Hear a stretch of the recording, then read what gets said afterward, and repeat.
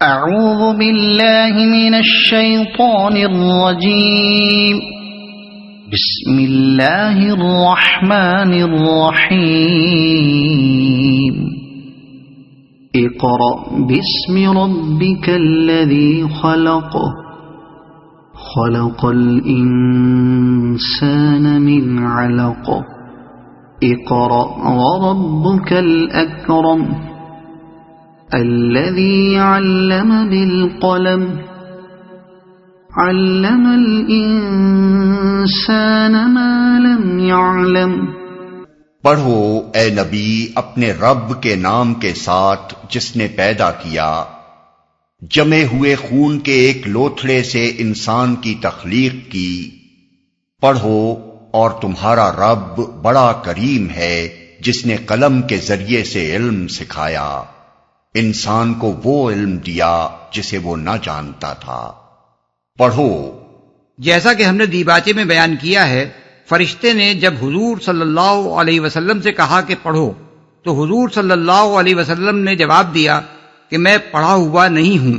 اس سے معلوم ہوتا ہے کہ فرشتے نے وحی کے یہ الفاظ لکھی ہوئی صورت میں آپ کے سامنے پیش کیے تھے اور انہیں پڑھنے کے لیے کہا تھا، کیونکہ اگر فرشتے کی بات کا مطلب یہ ہوتا کہ جس طرح میں بولتا جاؤں آپ اسی طرح پڑھتے جائیں، تو حضور صلی اللہ علیہ وسلم کو یہ کہنے کی کوئی ضرورت نہ ہوتی کہ میں پڑھا ہوا نہیں ہوں۔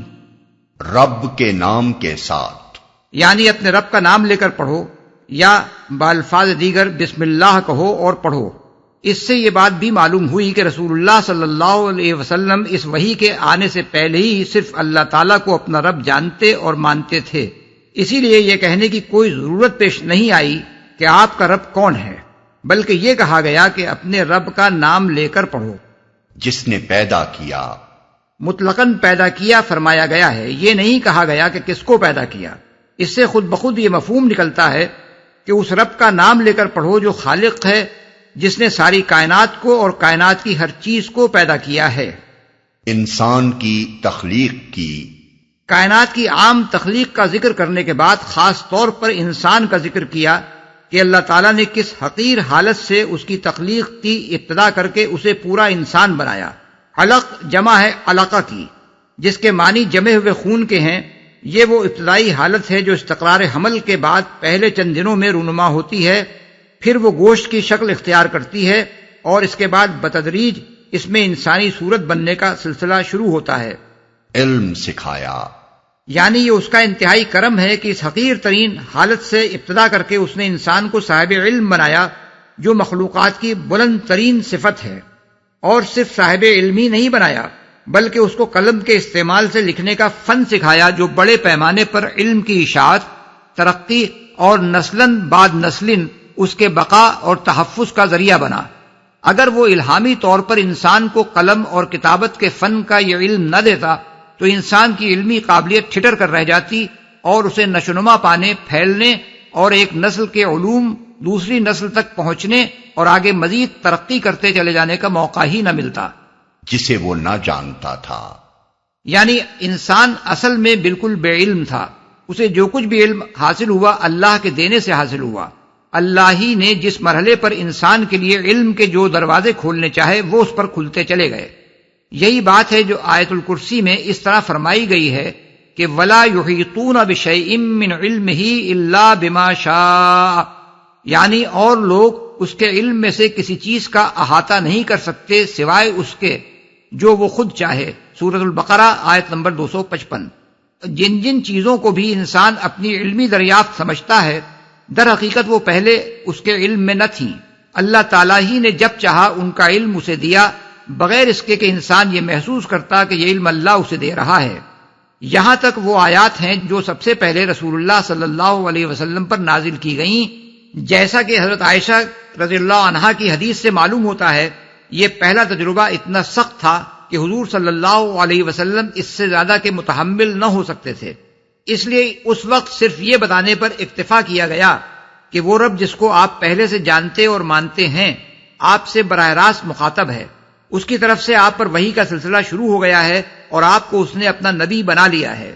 اس کے ایک مدت بعد سورہ مدثر کی ابتدائی آیات نازل ہوئیں جن میں آپ کو بتایا گیا کہ نبوت پر معمور ہونے کے بعد اب آپ کو کام کیا کرنا ہے۔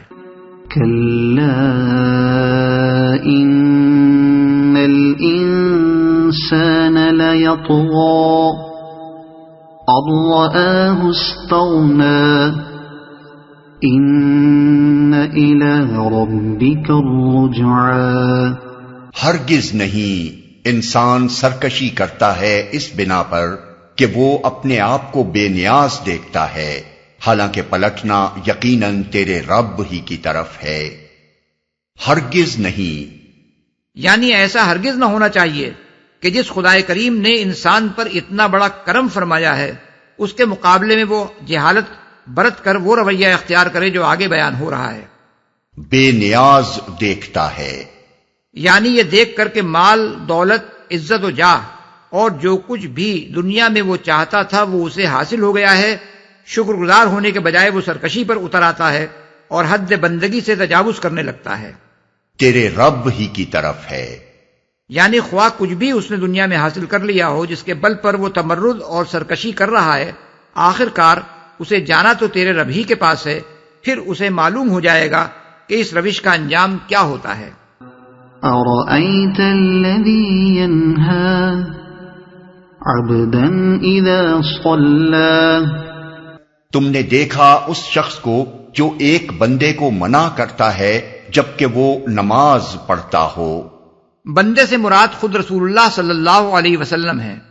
اس طریقے سے حضور صلی اللہ علیہ وسلم کا ذکر قرآن مجید میں متعدد مقامات پر کیا گیا ہے، مثلا سبحان الذی اسری بعبدہ لیلا من المسجد الحرام الی المسجد الاقصی، بنی اسرائیل آیت نمبر 1، یعنی پاک ہے وہ جو لے گیا اپنے بندے کو ایک رات مسجد حرام سے مسجد اقصی کی طرف۔ الحمدللہ الذی انزل علی عبدہ الکتاب، سورۃ الکہف آیت نمبر 1، یعنی تعریف ہے اس خدا کے لیے جس نے اپنے بندے پر کتاب نازل کی۔ وَأَنَّهُ لَمَّا قَامَ عَبْدُ اللَّهِ يَدْعُوهُ کادو یکون علیہ لبدا، سورہ الجن آیت نمبر 19، اور یہ کہ جب اللہ کا بندہ اس کو پکارنے کے لیے کھڑا ہوا تو لوگ اس پر ٹوٹ پڑنے کے لیے تیار ہو گئے۔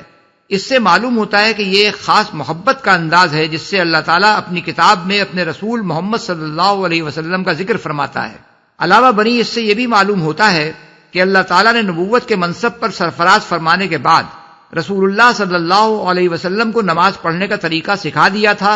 اس طریقے کا ذکر قرآن مجید میں کہیں نہیں ہے کہ اے نبی تم اس طرح نماز پڑھا کرو، لہذا یہ اس امر کا ایک اور ثبوت ہے کہ رسول اللہ صلی اللہ علیہ وسلم پر صرف وہی نازل نہیں ہوتی تھی جو قرآن میں درج ہے، بلکہ اس کے علاوہ بھی وحی کے ذریعے سے آپ کو ایسی باتوں کی تعلیم دی جاتی تھی جو قرآن میں درج نہیں ہیں۔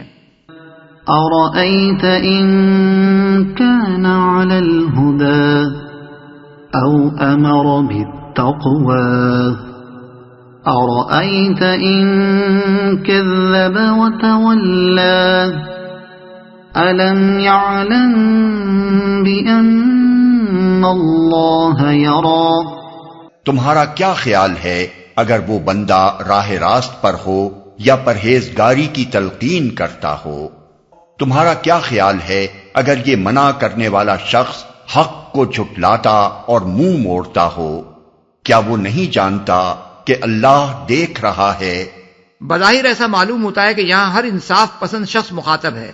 اس سے پوچھا جا رہا ہے کہ تم نے دیکھی اس شخص کی حرکت جو خدا کی عبادت کرنے سے ایک بندے کو روکتا ہے؟ تمہارا کیا خیال ہے اگر وہ بندہ راہ راست پر ہو یا لوگوں کو خدا سے ڈرنے اور برے کاموں سے روکنے کی کوشش کرتا ہو، اور یہ منع کرنے والا حق کو جھٹلاتا اور اس سے منہ موڑتا ہو، تو اس کی یہ حرکت کیسی ہے؟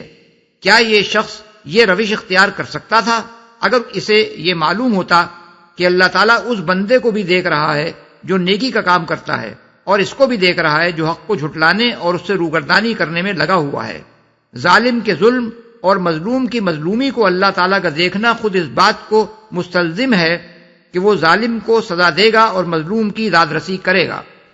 كلا لئن لم ينته لنسفعا بالناصية ناصية كاذبة خاطئة۔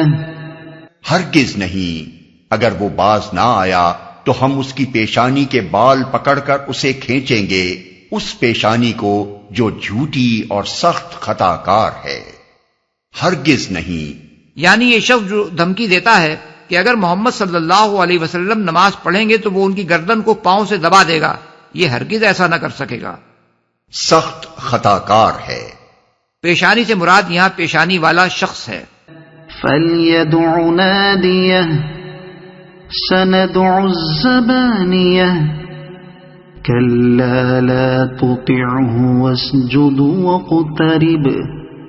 وہ بلا لے اپنے حامیوں کی ٹولی کو، ہم بھی عذاب کے فرشتوں کو بلا لیں گے، ہرگز نہیں اس کی بات نہ مانو اور سجدہ کرو اور اپنے رب کا قرب حاصل کرو۔